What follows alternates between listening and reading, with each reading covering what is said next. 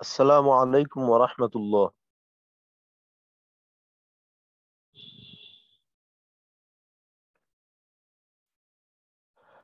بسم الله الرحمن الرحيم. اللهم صل على محمد وعلى آل محمد كما صليت على إبراهيم وعلى آل إبراهيم إنك حميد مجيد. اللهم بارك على محمد وعلى آل محمد كما باركت على إبراهيم وعلى آل إبراهيم إنك حميد مجيد. ربي زدني علما ربي زدني علما ربي زدني علما رب اشرح لي صدري ويسر لي أمري واحلل عقدة من لساني يفقه قولي وبك نستعين يا مستعان. ربي يسر ولا تعسر وتمم علينا بالخير.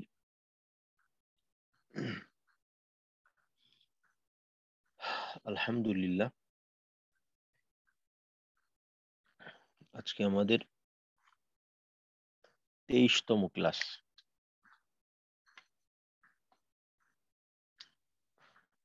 গতকালকে আমাদের কলকলার সম্পর্কে আলোচনা হয়েছিল।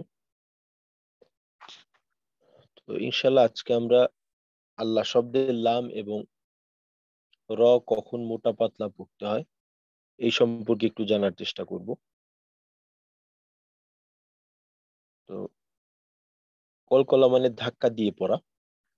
কলকলা হরফ 5টি, কফ, ত, বা, জিম, দাল। এই 5 হরফে জজম হইলে কলকলা করে পড়তে হয় বা ধাক্কা দিয়ে পড়তে হয়। আর এর সাথে দুইটা বিষয় বলা হয়েছিল। একটা হয়েছে যে কলকলার ধরনটা কেমন হবে। তো কলকলার আওয়াজটা সর্বদাই ঠোঁট খোলা রেখে করতে হবে, যেমনটা কিনা আমরা খোলা বলতে টান টান রেখে, যেমনটা কিনা জবরের উচ্চারণ করার সময় আমরা ঠোঁট টান টান রেখে উচ্চারণ গুলো করি। কলকলা করার সময় আমাদের ঠোঁটটা ওইভাবে টান টান রেখে তারপর কলকলা করতে হবে। আর কলকলার হরফ গুলা বিশেষ করে ত এবং জিম, এই দুইটা হরফের ক্ষেত্রে দেখা যায় আমরা কলকলা করতে গেলে কিছুটা বাতাস বের হয়ে যায়। তো এইখানে আমাদের বাতাসটাকে একটু নিয়ন্ত্রণ করতে হবে। আর কলকলার পরিমাণ 3 ধরনের বলা হয়েছিল, যে কম, বেশি, মধ্যম। তো ইনশাল্লাহ ওই পরিমাণগুলো একটু আমরা উদাহরণ সহকারে দেখার চেষ্টা করব। তো প্রথমে আপনাদের থেকে একটু কলকলার বিষয়ে শুনি, তারপর ইনশাল্লাহ সামনের দিকে একটু আলোচনা হবে। তো কলকলার কাকে বলে, কলকলার হরফ কয়টি, এগুলা একজন একটু শুনান। কে শুনাবেন?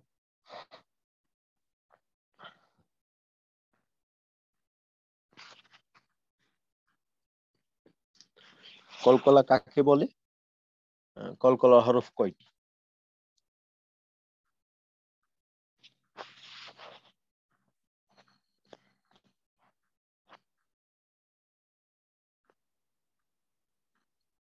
জি, মাশাআল্লাহ। জাহিদ ভাই।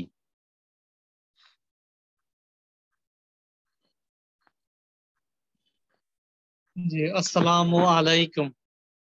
ওয়ালাইকুম আসসালাম ওয়া রাহমাতুল্লাহ।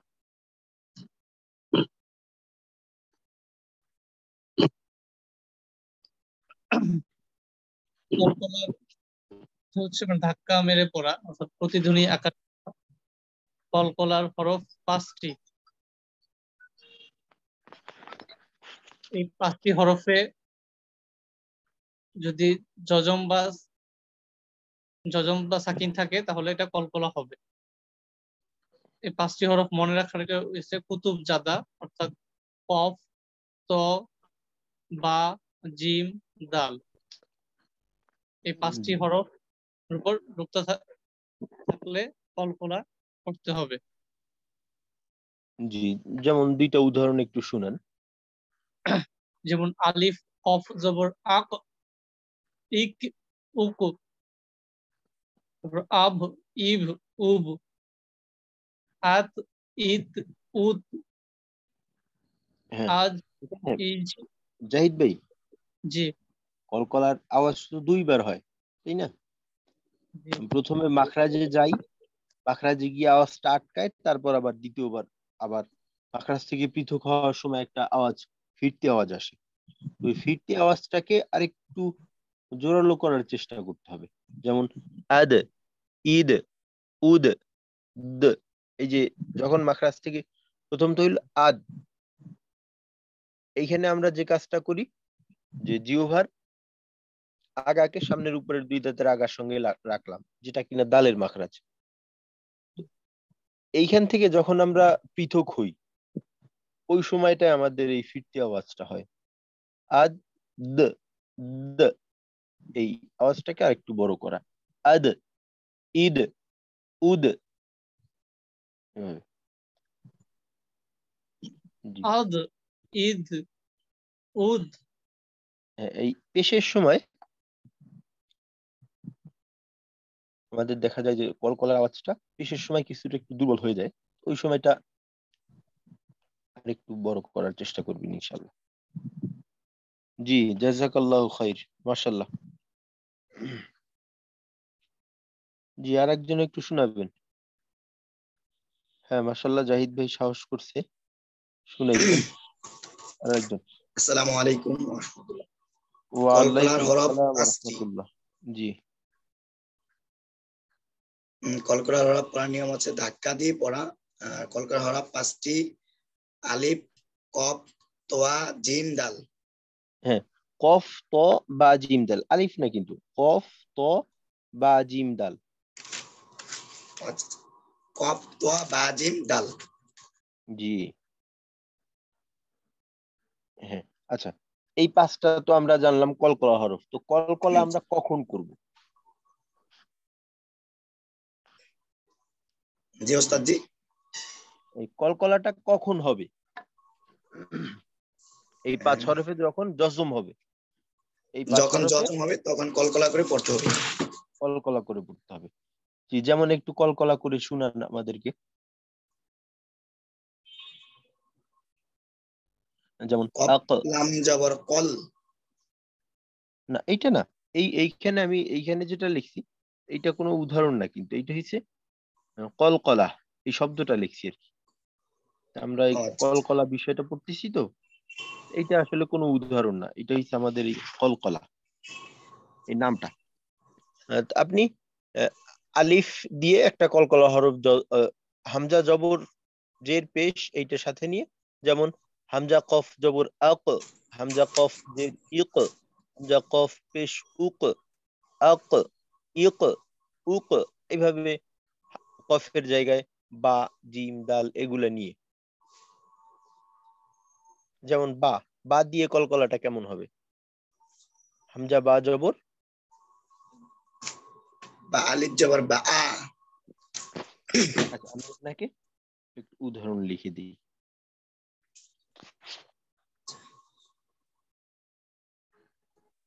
হ্যাঁ, এই এইটার উচ্চারণ কেমন হবে?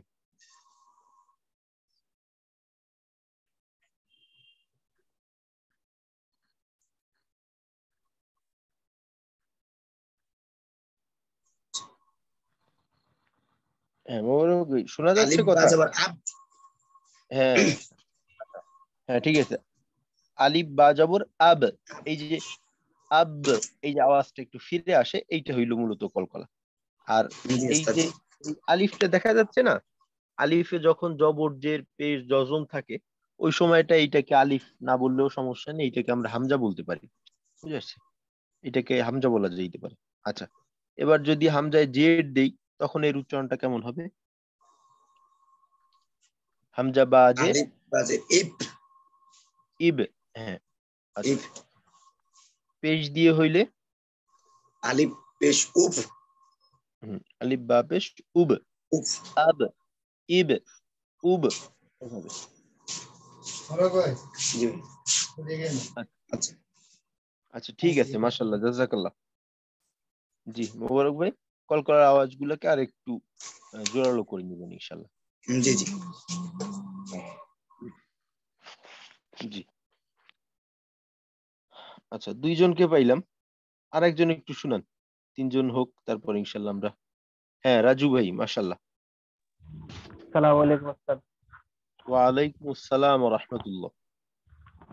জি ওস্তাদ, কলকলা শব্দের অর্থ ধাক্কা দিয়ে পড়া। যে কলকলা হরফ 5টি: কফ, ক, দা, জিম, দাল। এই 5টা হরফের উপর সাকিন হলে ধাক্কা দিয়ে পড়তে হয়, কলকলা করতে হয়।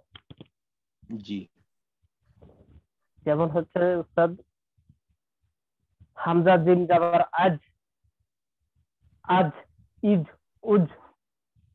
এরপরে উস্তাদ হ্যাঁ, হাম, দাল, আব, আব, ইব, উব, আদ, ইদ, উদ। আচ্ছা জি জি, আর এরপরে হচ্ছে উস্তাদ হ্যাঁ, আজ, কফ আছে। ইত, ইত। এরপরে হচ্ছে যে আক, ইক, উক। আচ্ছা জি, মাশাআল্লাহ। রাজু ভাই, আমাদের কলকলার দ্বিতীয় অংশের আওয়াজটা কিন্তু সবার একটু দুর্বল হয়ে যাচ্ছে, ওইটাকে আমাদের আর একটু জোরালো করে নিতে হবে। যেমন মনে জি, করেন জিরেটা উস্তাদ, জিরের প্রত্যেকটা অবস্থা।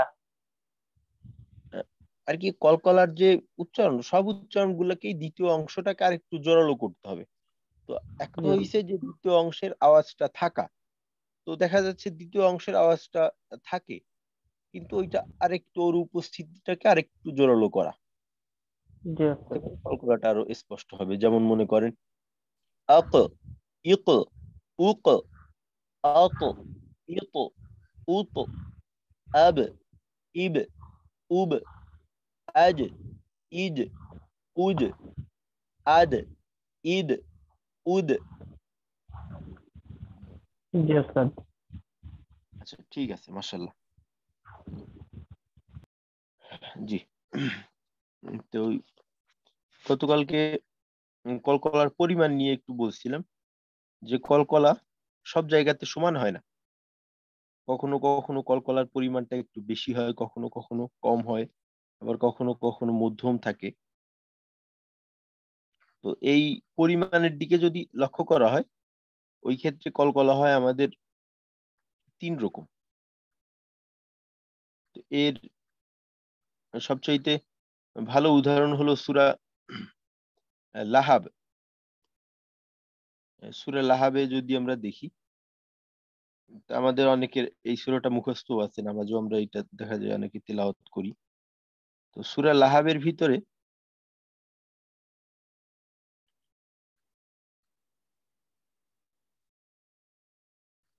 এই যে 3টা কলকলাকে মার্ক করলাম আমরা। তো প্রথমে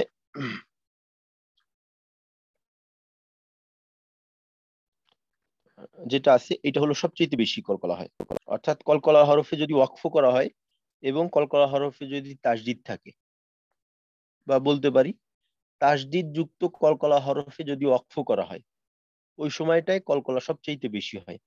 যেমন ওয়াও জবর ওয়া, তা, বা জবর তাব, এখানে কলকলা হরফে আমরা থামলাম এবং এখানে তাসদিদ আছে। তো এখানে কলকলাটা হবে এমন, ওয়া তাব, আওয়াজটা একটু সময় নিয়ে ধরে তারপর বড় করে ছাড়া, ওয়া তাব, এটা হলো সবচেয়ে বেশি। তারপর মধ্যম হলো তাসদিদ ছাড়া কলকলা হরফে যদি আমরা ওয়াকফ করি, যেমন এখানে দ্বিতীয় আয়াতে কাফ জবর কা, সিন বা জবর সাব, তো এখানে সিন জবর সা, বা জবর বা, কাসা বা।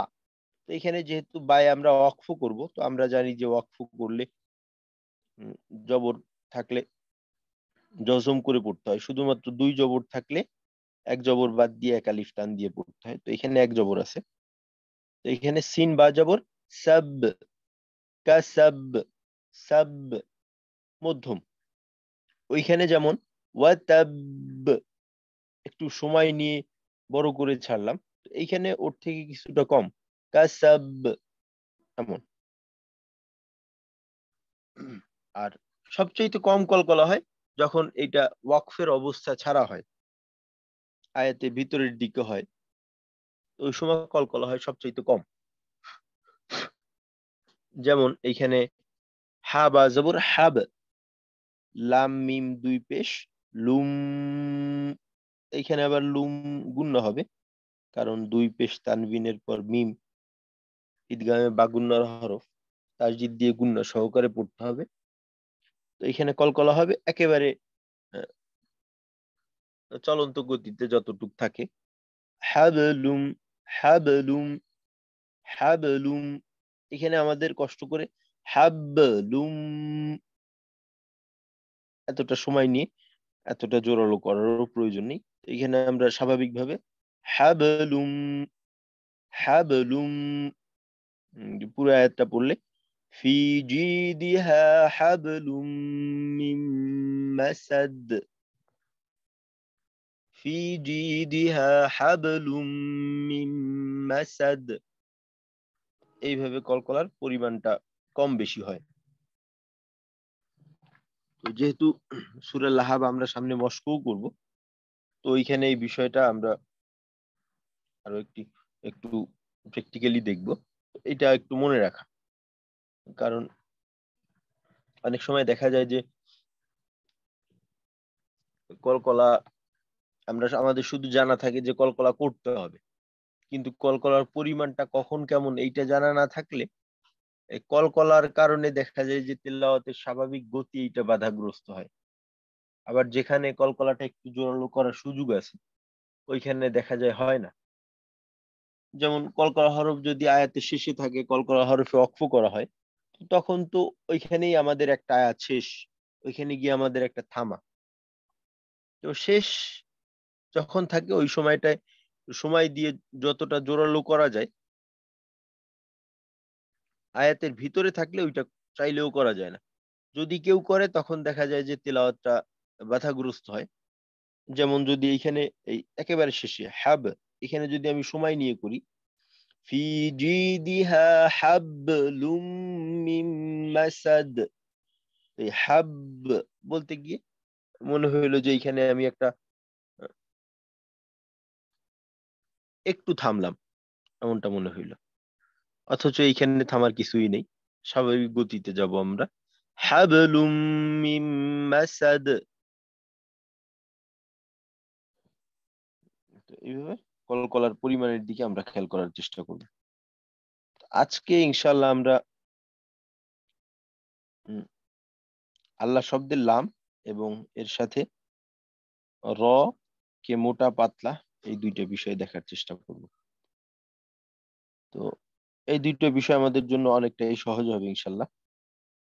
আর দেখা যায় যে আমরা অনেকে আল্লাহর নামের ভিতরে ভুল করে ফেলি। ভুল বলতে আসলে আহ, এটা বড় ধরনের ভুল না, এটা সৌন্দর্যজনিত ভুল। তো এই ভুলটা আমাদের অনেকের হয়। তো আল্লাহর নামটাই যদি সুন্দর করে উচ্চারণ করতে না পারি, তো এর থেকে আর বড় ব্যর্থতা কি। তো আল্লাহ শব্দের যে লামটা আছে, এই লামটা দেখা যায় যে কখনো কখনো মোটা করে পড়া হয়। যেমন সহজে দেখলে আমরা যে বলি আল্লাহু আকবার, আল্লাহ, এখানে কিন্তু আল্লাহ বলে না, আল্লাহ। আবার এই আল্লাহ শব্দই যখন বিসমিল্লাহর ভিতরে বলি, বিসমিল্লাহ, মিল্লা, এখানে বলা হইতেছে লা, আর আল্লাহু আকবারের ভিতরে বলা হইলো ল। এইটা হইলো মোটা আর পাতলা।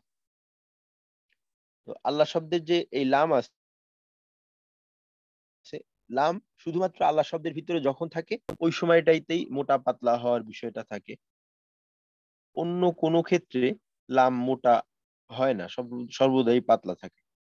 শুধুমাত্র আল্লাহ শব্দের লাম মোটা হয়, আর বাকি লাম সর্বদাই পাতলা। তো এই আল্লাহ শব্দের এই লামটা দুই অবস্থাতে পড়া হয়, মোটা এবং পাতলা, বা এটাকে বলা হয় পুর এবং বারিক। বারিক মানে পাতলা বা মোটা পাতলা। তো আল্লাহ শব্দের লামকে মোটা পড়ার দুই অবস্থা। আল্লাহ শব্দের লাম মোটা পড়ার দুই অবস্থা।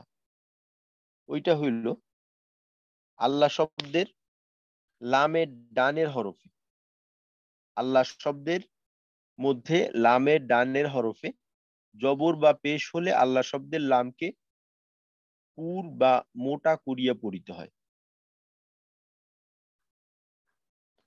আল্লাহ শব্দের লামের ডানের হরফে, বা এখানে এই কথাটাকে আমরা আরেকটু চিহ্নিত করে বলতে পারি যে আল্লাহ শব্দের তাসদীদের ডানে, কারণ আল্লাহ শব্দে তো লাম একটা না, একাধিক লাম। তো এটাকে আরেকটু চিহ্নিত করে বলা যায় যে আল্লাহ শব্দের তাসদীদের ডানে যদি পেশ অথবা জবর থাকে বা জবর অথবা পেশ থাকে, তখন আল্লাহ শব্দের লামকে মোটা করে পড়তে হয়।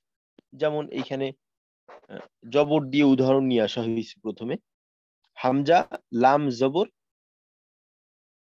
আল, এখানে কিন্তু আল না। স্বাভাবিকভাবে লামের জজমের উচ্চারণটা আমরা করি যে হামজা লাম জবর আল, এখানে আল হবে না। কারণ কি? তো কারণটা তো আমরা মাত্রই জানলাম যে আল্লাহ শব্দের তাসদীদের ডানে যদি জবর থাকে অথবা পেশ থাকে, তখন ওই লামকে মোটা করে পড়তে হয়। তো এখানে পড়তে হবে আমাদের আল, লাম খারা জবর ল, লা না, ল, আল্লাহ, হাপেশ হু, আল্লাহু, হামজা কাফ জবর আক, বা জবর বা, র পেশ রু, আক বা রু। রয়ে যদি আমরা ওয়াকফ করি তখন আকবার, আল্লাহু আকবার। এভাবে পেশ দিয়ে একটা উদাহরণ দেখতে পারি এর পরের লাইনে। ইয়া জবর ইয়া, দাল লাম পেশ দুল, দুল না দুল। আর আমরা তাসদীদ পড়ার সময় একটা কায়দা বলছিলাম যে তাসদীদের ডানে যদি হরকত ছাড়া হরফ থাকে, এটা শুধু তাসদীদের ক্ষেত্রে না, জজমের ডানে বা তাসদীদের ডানে যদি হরকত ছাড়া হরফ থাকে, তো ওই হরফকে পড়া হয় না।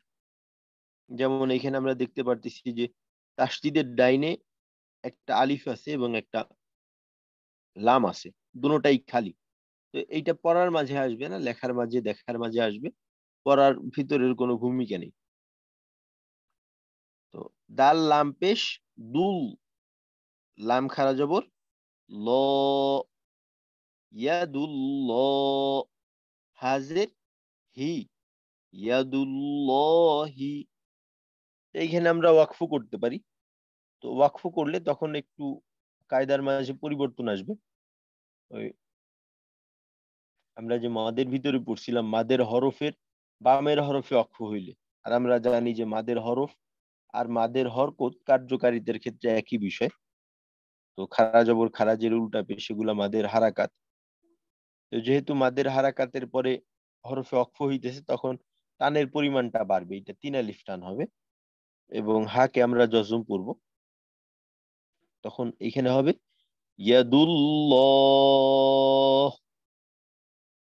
এই যে আমরা পাইলাম যে আল্লাহ শব্দের তাসদীদের ডানে জবর বা পেশ এই দুইটা যদি থাকে, তখন আল্লাহ শব্দের লামকে মোটা করে পড়তে হয়।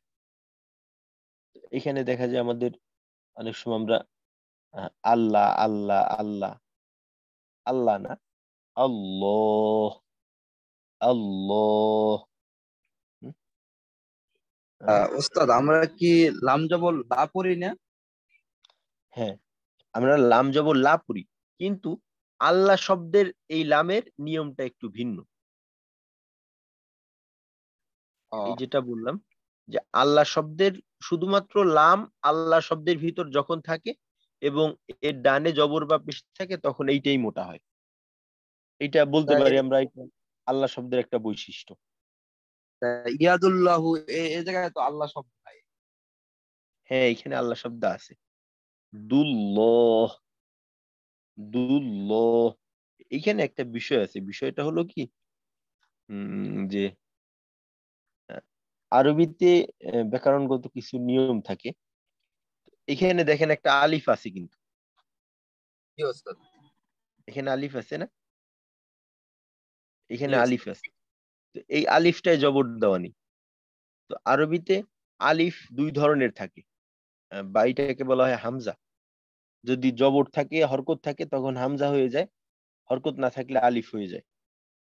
তো আরবিতে এই যে হামজা, হামজা দুই ধরনের হয়।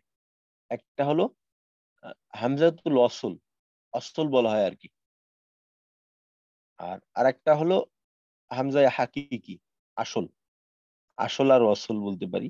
অসল মানে যুক্ত হামজা, যেটা কিনা প্রয়োজন হলে ব্যবহার করা হয়, অন্যথায় এইটা ব্যবহার করা হয় না। যেমন ইয়াদুন, এইটা আলাদা একটা শব্দ। ইয়াদুন, ইয়াদুন একটা শব্দ। আর আল্লাহ, এই আল্লাহ শব্দটা, তো আল্লাহ আর প্রথম শব্দটা হয়েছে ইয়াদুন। তো এই শব্দটা যখন একসাথে নিয়ে আসা হয়েছে, একসাথে নিয়ে আসার কারণে এই আল্লাহ শব্দের শুরুতে যে হামজাটা আছে দেখি আমরা, এইটা হলো ওয়াসলি হামজা, বা এটা যুক্ত হামজা, যেটাকে কিনা প্রয়োজন হইলে ব্যবহার করা হয়, প্রয়োজন না হইলে ব্যবহার করা হয় না। বিষয়টা হলো এমন, এই যে আমরা তো জানি যে জজম বা তাসদিদ করার জন্য একটা হরকতের প্রয়োজন। হরকত, ডানে কোনো হরকত যদি না থাকে, ওই ক্ষেত্রে কি জজম তাসদিদ করা সম্ভব? হ্যাঁ, জজম তাসদিদ করা যায়? জি না ওস্তাদ, পড়া যাবে না। করা যায় না, কারণ একটা জজম বা একটা তাসদিদ পড়তে গেলেই আপনার ডানে একটা হরকতের প্রয়োজন হয়। তো জি এই ওস্তাদ। হামজাগুলা, বিশেষ করে আল্লাহ শব্দের ভিতরে যে হামজাটা আছে, এই হামজাটা হলো এমন যে এইটা প্রয়োজনে নিয়ে আসা হয়েছে। যদি দেখা যায় যে আল্লাহ শব্দের এই তাসদিদ পড়ার জন্য ডানে কোনো হরকত পাওয়া যায়, ওই ক্ষেত্রে এই হামজাটা শুধুমাত্র দেখা যাবে, কোনো হরকত থাকবে না, কাজে আসবে না, পড়ায় আসবে না। যেমনটা কিনা এখানে হয়েছে ইয়াদুল্লাহ। তো এখানে দেখা যাইতেছে যে আল্লাহ শব্দের এই লামকে পড়ার জন্য দালের একটা পেশ পাওয়া গেছে। তো যেহেতু দালের পেশ পাওয়া গেছে, সুতরাং ওই আলিফটা এখন আর কি ছুটিতে আছে।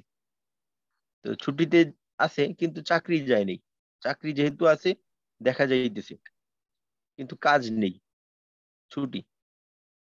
ইয়াদুল্লাহ, এইখানে যদি আমরা একটা কাজ করি, মনে করেন এই ইয়াদুন শব্দটা আমরা যদি বাদ দিয়ে দিই, ইয়াদুন শব্দটা বাদ, এখন যদি এই অংশটা পড়তে চাই, তখন কিন্তু আমাকে এই আলিফে একটা জবর ধরে তারপর পড়তে হবে।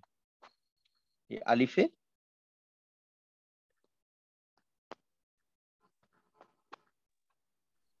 জি ওস্তাদ, বুঝতে পারছি। এই যে এইখানে যে একটা জবর। ওস্তাদ ওইটা কি জবর কি হচ্ছে যে জবর লামের সাথে কি পড়তে হবে তখন? জি, তখন কি হচ্ছে যে আলিফের জবর কি লামের সাথে গিয়ে যুক্ত হয়ে পড়তে হবে না? হ্যাঁ হ্যাঁ, যেমন হচ্ছে লামের যে সাথে হামজা লাম জাবার আল, এভাবে তো। হ্যাঁ, জি। হামজা লাম জবর আল, লাম খারা জবর ল, লা, আল্লাহ, ল, হাজের হি, আল্লাহি, এরকম। জি ওস্তাদ।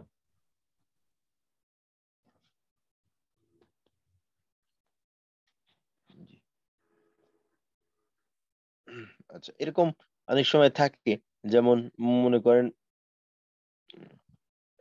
যেমন আল্লাহ শব্দ কখনো কখনো আল্লাহু, আল্লাহি, হ্যাঁ, এমন হয় না? আল্লাহ, যেখানে আল্লাহু, আবার কখনো কখনো দেখা যায় আল্লাহ হি, শেষে আল্লাহ শব্দের হায় জের হয়, জবর হয়, পেশ হয়। তো তো অনেকে অনেক সময় মনে হয় যে এমন হইতেছে কেন। তো এইটা দেখা যায় বাংলার ক্ষেত্রে আমরা অনেক সময় করে থাকি। যেমন মনে করেন আহ, আব্দুল্লাহ, তো যদি বলি আব্দুল্লাহ আহ, পরে, তখন শুধু নামটা আসলো।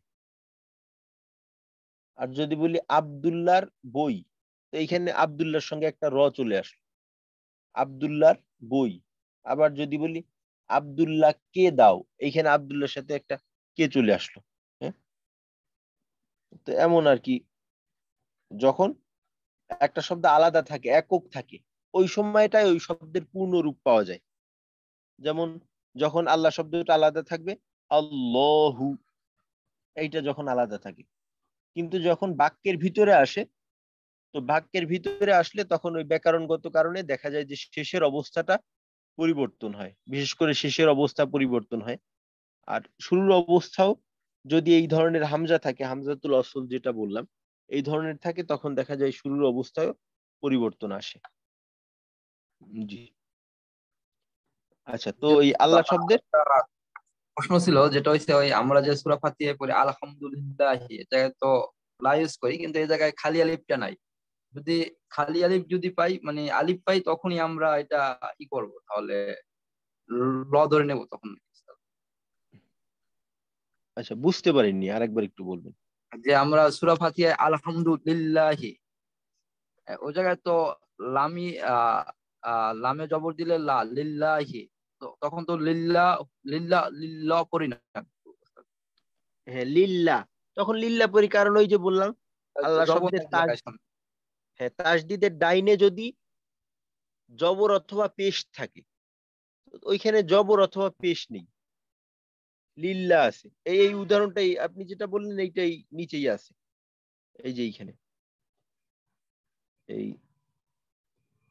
হুম, এই যে এই আলহামদুলিল্লাহি, আলহামদুলিল্লাহি, তো ওইটা সামনে আসবে। তো আমরা তো বললাম যে শুরুতে যে আল্লাহ শব্দের লাম পড়ার দুই নিয়ম, একটা হইছে পুর আর একটা হইছে পাতলা। তো আল্লাহ শব্দের তাসদিদের ডাইনে যদি জবর বা পেশ থাকে, তখন পুর করে পড়তে হয়। আর আল্লাহ শব্দের তাসদিদের ডাইনে যদি জের থাকে, তখন পাতলা করে পড়তে হয়। যেমন এই যে দেখেন, আল্লাহ শব্দের লামের ডানে, তো এইখানে আমরা লাম এর সাথে বলছিলাম যে আল্লাহ শব্দের তাসদিদের ডাইনে, আর আল্লাহ শব্দের ভিতরে লামেই তাসদিদ থাকে।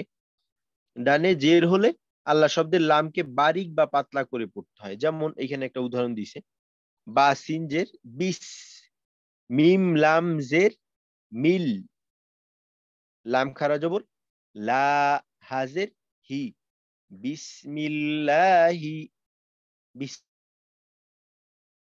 বিসমিল্লাহি, বিসমিল্লাহি না। তারপর আলিফ লাম জবর, হামজা লাম জবর আল, হামিম জবর হাম, আল হাম, দাল পেশ দু, আলহামদু, লাম লামজের লিল, লাম খারা জবর লা, হাজের হি, আলহামদুলিল্লাহি। এইখানে লাম পাতলা হবে, কারণ এইখানে আল্লাহ শব্দের তাসদিদের ডানে জের আছে। তো এইভাবে আমরা আল্লাহ শব্দের লামকে যখন মোটা হওয়ার তখন মোটা পড়বো, যখন পাতলা হওয়ার তখন পাতলা পড়বো। তো আল্লাহ শব্দের লামকে কখন মোটা এবং কখন পাতলা পড়তে হয়, তো আপনারা একটু বলে শোনাবেন।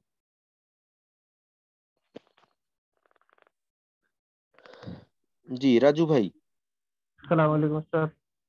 ওয়ালাইকুম আসসালাম ওয়া রাহমাতুল্লাহ। আল্লাহ শব্দের তাসদীদের ডানে জবর বা পেশ থাকলে লামকে মোটা করে পড়তে হয়। জি, আর হচ্ছে আল্লাহ শব্দের ডানে আচ্ছা, যদি জের থাকে তাহলে পাতলা করে পড়তে হয়। লাম। জি, আল্লাহ শব্দের লাম মোটা মোটা করে পড়ার দুইটা উদাহরণ শোনাবেন। এই দুইটা উদাহরণকে মার্ক করে দেওয়া আছে। এই দুইটা উদাহরণ একটু মোটা করে পড়ে শোনান। এই যে উপরেরটা নিচেরটা উস্তাদ। জি, এই দুইটা হচ্ছে মোটা উদাহরণ। জি।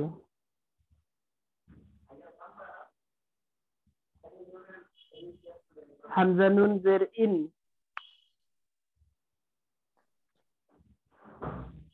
আচ্ছা রাজু ভাই, এখানে জি তো উস্তাদ। নুনে তাসদিদ আছে। তো আমরা তো জানি জি যে হরকতের বামে নুনে মিমে তাসদিদ থাকলে কিছু একটা হয়, এটা কি? যে গুন্না করে পড়তে হয়। গুন্না করে পড়তে হয়। জি মাশাআল্লাহ, তো জি। গুন্নাটা করেন। হামজা নুন জের ইন। ইন, আরো সময় নেবেন। জি। নুন জাবান, নুন আলিফ জাবান না। হ্যাঁ এখানে, নুন লাম জাবান না। হ্যাঁ জি, নুল নাম জবর নাল, তো মোটা নাল। মোটা হবে না? হ্যাঁ জি। নাল, নাল বললে মোটা, নাল। জি, উস্তাদ। জি, লাম খাড়া লাম, জাবান লা। হ্যাঁ, লা হবে নাকি হা ল জবর হবে? হা। ল। ল, জি। হা জবর হা।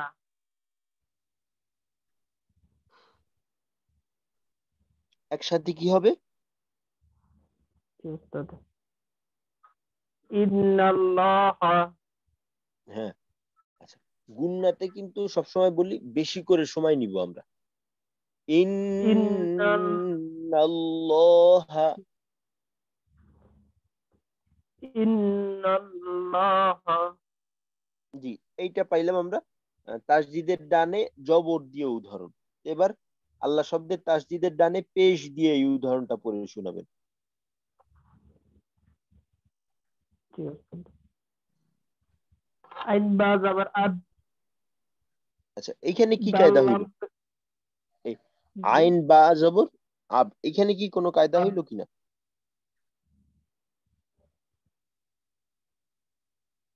এইখানে এখানে আমাদের, কায়দা।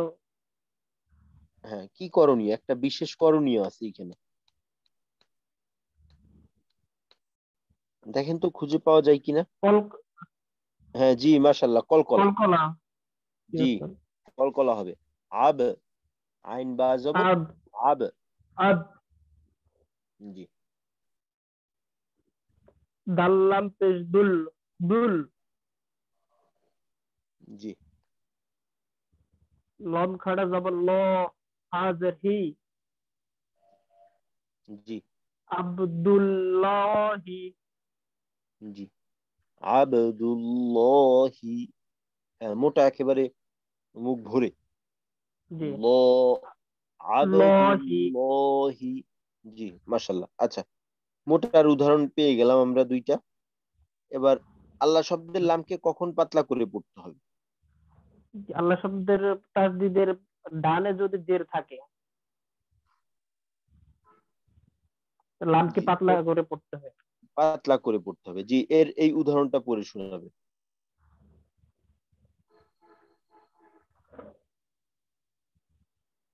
আইন জের ই। বা আলিফ জাবার বা। আব। আব্বা। হ্যাঁ, আইন জের ই বা আলিফ জবর বা আলিফ জাবার বা, বা। বা। ইবা, ইব্বা। হ্যাঁ, একসাথে দাল ইবা। লাম। জি, ইবা। দাল লাম পেশ দিল। দাম লাম দিল।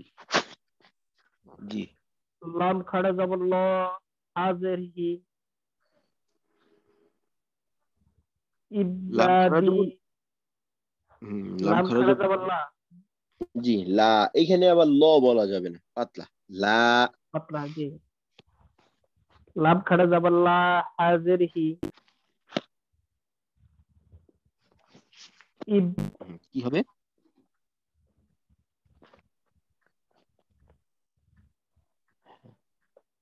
আইবা, ইবাদি। হ্যাঁ, যদি একসাথে পড়তে সমস্যা হয় ওই ক্ষেত্রে ভেঙে ভেঙে পড়বেন প্রয়োজনে। যেমন ই বা দিল লাহি, ইবাদিল্লাহি। জি ইবাদিল্লাহি। জি মাশাআল্লাহ, শুকরিয়া রাজু ভাই। আচ্ছা, এরপর সাব্বির ভাই, আপনি একটু শোনাবেন। জি উস্তাদ। আল্লাহ শব্দের প্রথমে আল্লাহ শব্দের লামকে কখন মোটা করে পড়তে হয়? আল্লাহ শব্দের মধ্যে লামের ডানের হরফে যদি জবর এবং পেশ থাকে সেক্ষেত্রে আমরা মোটা করে পড়বো, মানে লামটাকে মোটা মোটা করিয়া পড়তে হয়। জি, যেমন যেমন আলিফ লাম জবর আল, লাম খারা জবর ল, হা মিম পেশ হুম, মিম জবর মা, আল্লাহুম্মা। গুন্নাতে সর্বদাই গুন্নাতে এক আলিফের ডাবল সময় নেবে। এইখানেও কিন্তু একটা ওয়াজিব গুন্না। হ্যাঁ, লাম ওটা ছিল হুম্মা, আল্লাহুম্মা। আল্লাহুম্মা। জি ঠিক আছে ওস্তাদ? জি আল্লাহুম্মা। জি র জবর র, সিন ওয়াও পেশ সু, রসু, লাম লাম লাম লাম পেশ লুল, রসুলুল, রসুলুল, লাম খারা জবর লা, ল। হ্যাঁ, লা হবে কেন? জি জি ওস্তাদ, ল হবে। ল হবে। রসুলুল্লাহি, রসুলুল্লাহি। জি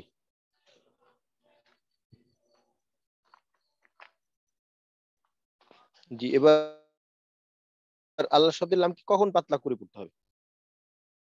আল্লাহ শব্দের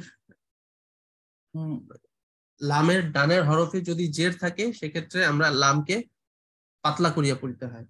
আচ্ছা, এইখানে সাব্বির ভাই, এইখানে একটা বিষয়কে আমরা আরেকটু চিহ্নিত করে বলতে পারি যে আল্লাহ জি শব্দের লামের ডানে না বলে আল্লাহ শব্দের তাসদিদের ডানে বললে সবচেয়ে ভালো হয়। কারণ আল্লাহ তাসদিদ। শব্দের হ্যাঁ, লাম একাধিক, কিন্তু তাসদিদ একটাই থাকে। জি জি আল্লাহ শব্দের তাসদিদের ডানের হরফে জের থাকলে সেক্ষেত্রে লামকে পাতলা করিয়া পড়িতে হয়। পাতলা করে পড়তে হয়। যেমন যেমন দালিয়াজের দি, নুন লাম জবর নুন লামজের নীল, নীল।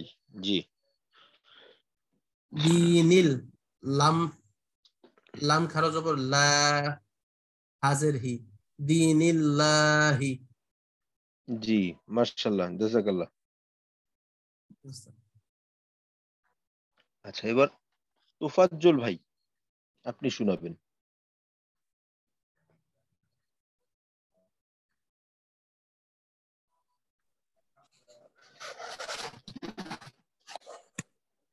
আল্লাহ শব্দের তাসদিদ ওয়ালা লামের ডানের হরফে জবর বা পেশ হইলে আল্লাহ শব্দের লামকে মোটা করে পড়িতে হয়। জি যেমন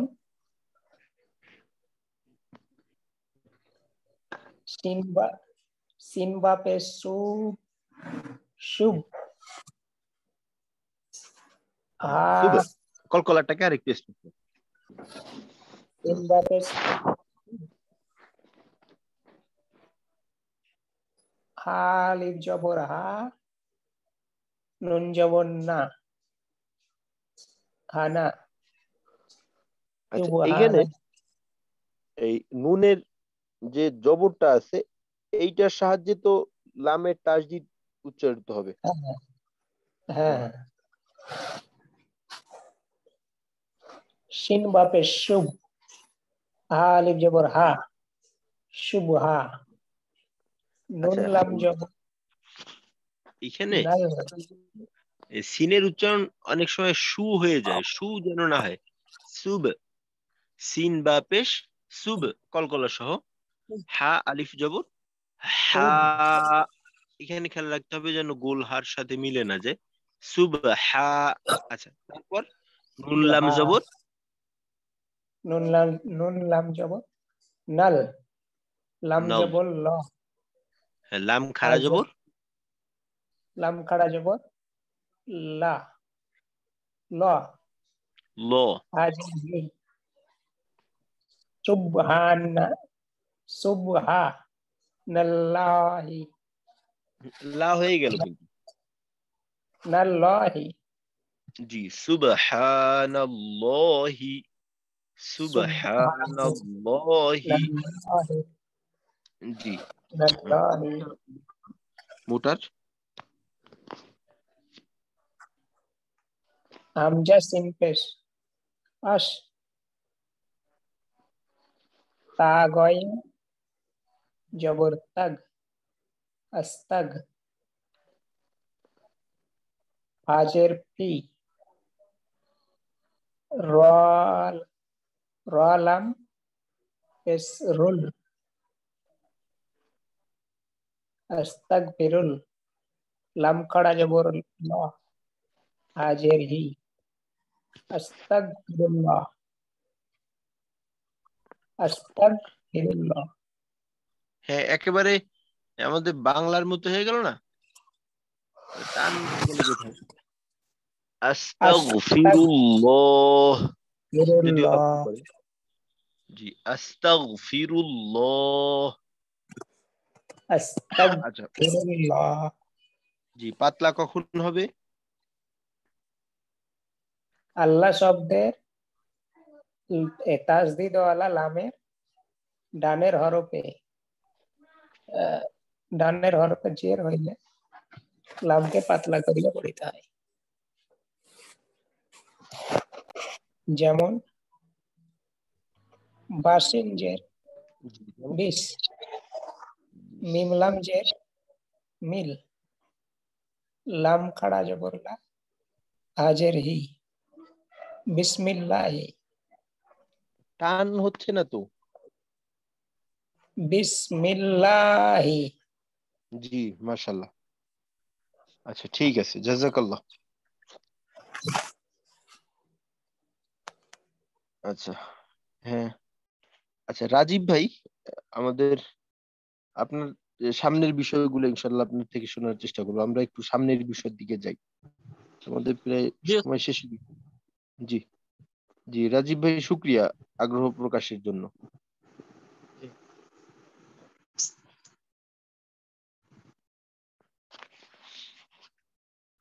আচ্ছা, তা আমরা পিছনে অনেক উদাহরণ থেকে দেখে আসতেছি যে আমরা র এর উচ্চারণটা র,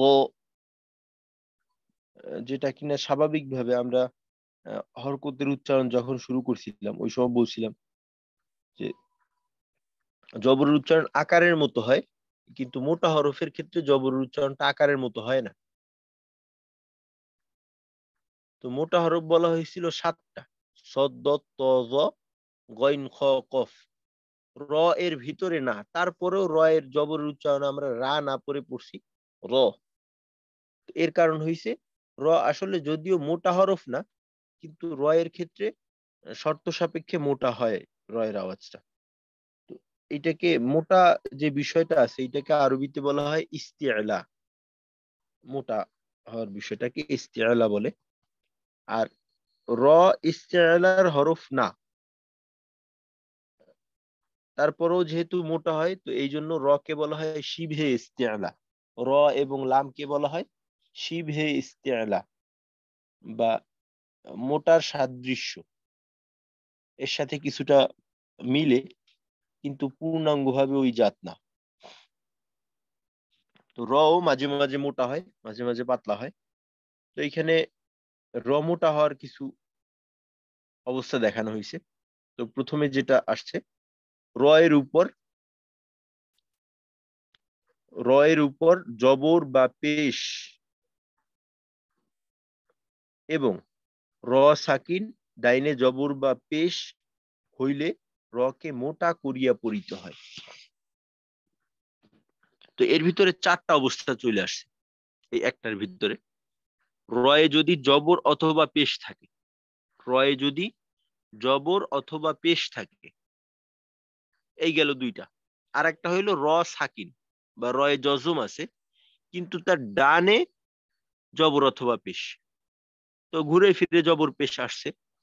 এক তো হইছে সরাসরি রয়ে জবর পেশ থাকবে, অথবা রয়ে জজম বা সাকিন তার ডানে জবর অথবা পেশ যদি থাকে তখন রকে মোটা করে পড়তে হয়।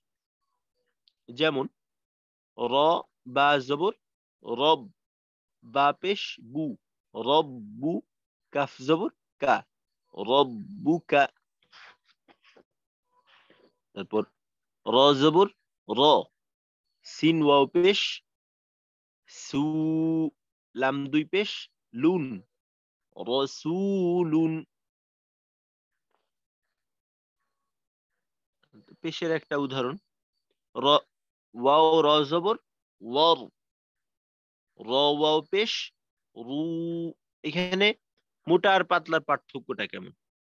জবরের ক্ষেত্রে তো বিষয়টা স্পষ্ট থাকে, যেহেতু আকারের মতো হয় না এই জন্য ক্লিয়ারলি বোঝা যায়। কিন্তু পেশের ক্ষেত্রে একটা হইলো রু, রু, রু, এটা হচ্ছে পাতলা, রু না হয়ে রু, রু।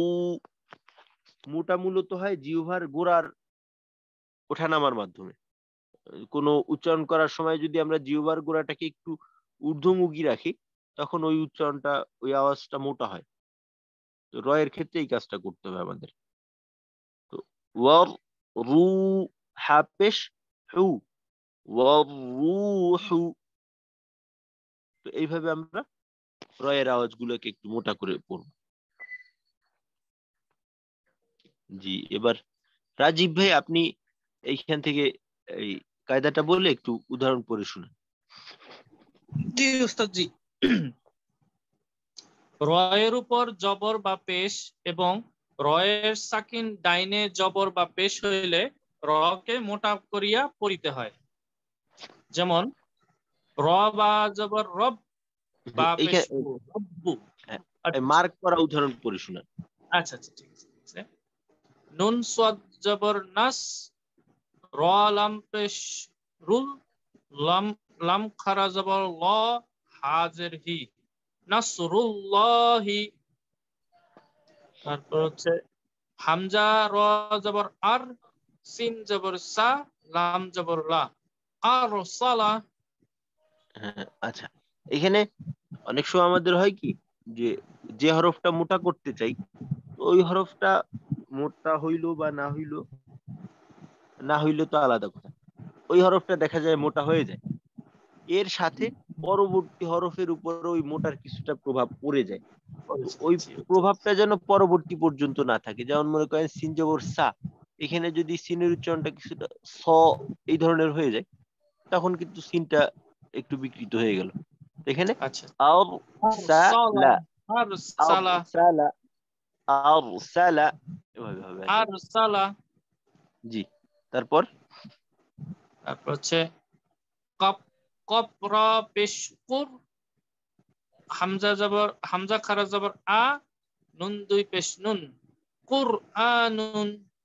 জি, কুরআনুন। আচ্ছা ঠিক আছে, মাশাআল্লাহ। কুরআনুন। জি, মাশাআল্লাহ। আচ্ছা, আরেকজন একটু শুনান।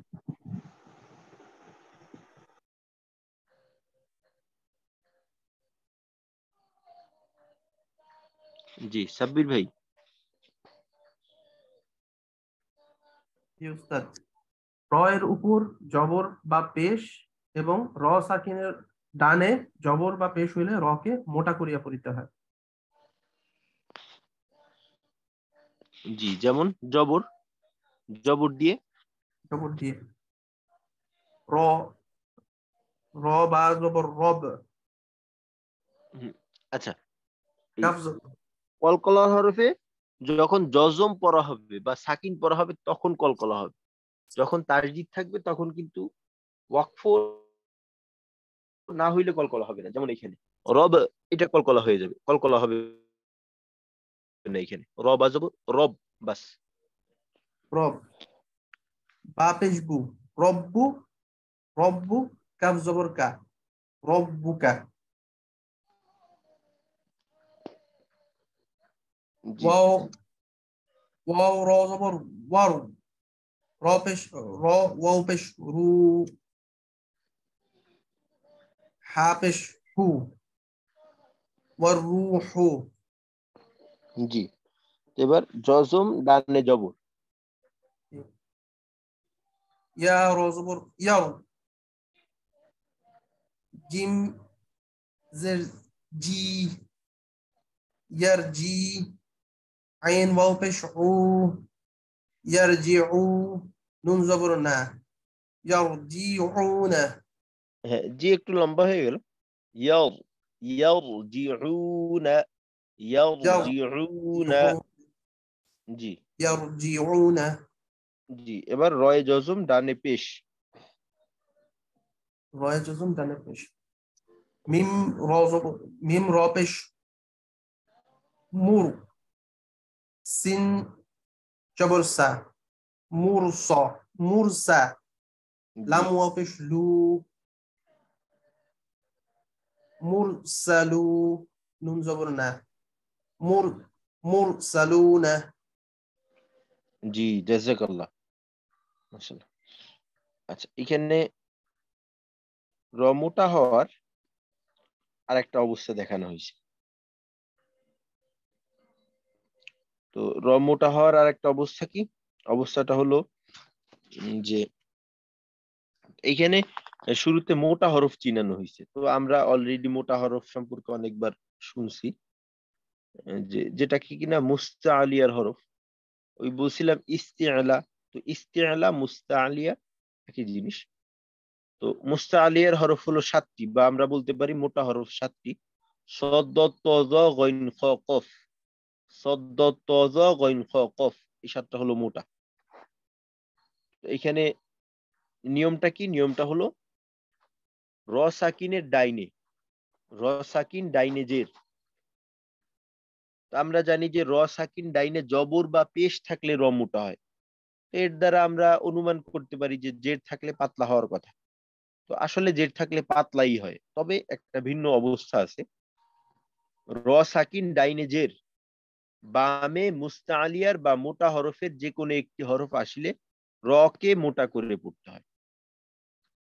র সাকিন ডানে জের এবং বামে মোটা হরফের যে কোনো একটা হরফ, এই যে সদ দত ত জ গইন খ কফ, এই 7 হরফের কোন হরফ যদি আসে তখন ওই র কে মোটা করে পড়তে হয়। যেমন কফ রজের কির, এখানে আমরা মূলত পাতলা করে পড়ার কথা। কির, এই কির পাতলা, কিন্তু এখানে পাতলা করা যাবে না, কারণ এরপরে ত আছে। ত যেহেতু মোটা হরফ, তো এই মোটার প্রভাবে র কেও মোটা করে পড়তে হবে। তখন হবে কির, কির, কির পাতলা না, কির। কফ রজের কির, ত আলিফ জবর ত, সিন দুই জের সিন, কির ত সিন, কির ত সিন এভাবে। তারপর ফারজের ফির, এইখানেও পাতলা হওয়ার কথা, কিন্তু যেহেতু এরপরে কফ আসছে মোটা হরফ, তো এই কফের প্রভাবে রটাকে মোটা করতে হবে। ফির, ফির, কফ জবর ক, তা দুই জের তিন, ফির ক তিন। তারপর মিম রজের মির, সদ আলিফ জবর স, দাল দুই, দাল আলিফ দুই জবর দান, মির সদান। তারপর ওয়াও জবর ওয়া, হামজা রজের ইর, ওয়া ইর, সদ আলিফ জবর স, দাল আলিফ দুই জবর দান, ওয়া ইর সদান। তো এখানে যেহেতু দুই জবর আসছে, তো আমরা যদি ওয়াকফের নিয়ম অনুযায়ী পড়ি তখন এক জবর বাদ দিয়ে এক আলিফ টান দিয়ে দা, ওয়া ইর সদা। এর আগের উদাহরণটা মির সদা, তখন আর দান হবে না, দা হয়ে যাবে। وإرصادا مرصادا। তো এই গেল রয়ের মোটা অবস্থা। তো এছাড়া বাকি যে অবস্থাগুলো থাকে, এছাড়া বাকি অবস্থা কি থাকে, রয়ে জের থাকলে অথবা র সাকিন তার ডানে জের থাকলে রকে পাতলা করে পড়তে হয়। তো রয়ের এইখানে যে কয়টা অবস্থা গেল, এছাড়া বাকি যে অবস্থা আছে ওইখানে রকে পাতলা করে পড়তে হবে। তো এই মোটার অবস্থা আমাদের খেয়াল থাকলে তো ওইটা আমরা অটোমেটিকলি বের করতে পারবো। যেমন রজাজের রিজ, কফ দুই পেশ, কুন রিজ কুন, রিজালুন, জারিয়াতুন, মিরয়াতিন, উমির তু, ওয়াস বীর, বীর বীর, এটা হলো মোটা, বীর পাতলা। তো এইভাবে র শর্ত সাপেক্ষে মোটা এবং পাতলা হবে। তো ইনশাল্লাহ আমরা এই আল্লাহ শব্দের লাম এবং র, তো মোটা পাতলা এটা একটু দেখে আসব। আর এটার মাধ্যমে যেহেতু আমাদের নিয়মগুলো শেষ হয়ে গেল, তো ইনশাল্লাহ সামনে থেকে আমরা মস্কের দিকে যাব। তো মস্কের সময় এই নিয়মগুলা দেখে দেখে এইগুলা বের করার চেষ্টা করে করে তারপর ইনশাল্লাহ মস্ক করব। তো এই জন্য আমাদের এই নিয়মগুলো একটু, পিছনের গুলো একটু ভালো করে মেরামত করা দরকার যদি দুর্বলতা থেকে থাকে। আর আমাদের কালকেও ইনশাল্লাহ ক্লাস হবে। তো মনে হইতে পারে যে কালকে যেহেতু কালকেই তো শবে বরাত বোধহয়, নিসফে শাবান, তো কালকে ইনশাল্লাহ ক্লাস হবে, আমাদের ক্লাস বাদ নেই। তো আজকে তাহলে এতটুক থাক। আসসালামু আলাইকুম ওয়া রাহমাতুল্লাহি ওয়া বারাকাতুহু। ওয়ালাইকুম আসসালাম ওয়া রাহমাতুল্লাহি ওয়া বারাকাতুহু। সুবহানাল্লাহি ওয়া বিহামদিহি, সুবহানাকাল্লাহুম্মা ওয়া বিহামদিকা, আশহাদু আল লা ইলাহা ইল্লা আনতা, আস্তাগফিরুকা ওয়া আতুবু ইলাইক। তো গতকালকে দোয়ার কথাটা বলছিলেন তোফাজ্জল ভাই, তো দিয়ে দেওয়া হয়েছে। তো এই দোয়াটা আসলে মজলিস শেষের একটা গুরুত্বপূর্ণ, এটা একেবারে হাদিসে উল্লেখিত একটা মাসনুন দোয়া। তো দেখা যায় যে আমরা যখন একত্রে থাকি, বিভিন্ন কথাবার্তা বলি, অনেক সময় ভুল ত্রুটি হয়ে যায়। তো এই দোয়াটা হলো মজলিসের কাফফারা। এখানে যে ভুল হবে তো এর কাফফারা স্বরূপ হইল এই দোয়া। তারপর সবাই পড়বো ইনশাল্লাহ। আসসালামু আলাইকুম ওয়া রাহমাতুল্লাহ।